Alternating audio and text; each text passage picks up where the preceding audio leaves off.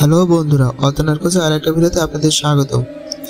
আজ আমরা এমন একটি দ্বীপের কথা জানবো যেখানে গেলে আজও কেউ জীবিত ফিরে আসতে পারেনি। এটি হলো পাবেলগিয়া দ্বীপ, ইতালির সবচেয়ে ভয়ঙ্কর স্থান।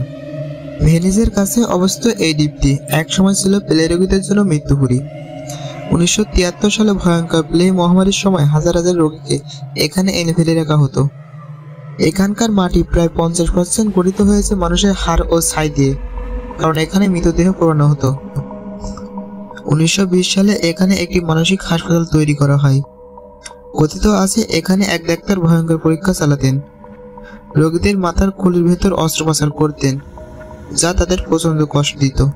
শেষ পর্যন্ত সেই ডাক্তার নিজেই পাগল হয়ে যায় এবং হাসপাতালের ছাদ থেকে লাফ দিয়ে আত্মহত্যা করে। কিন্তু রহস্য হলো তার মৃত্যুর পরও দ্বীপে তার ছায়া ঘুরতে দেখা যায়।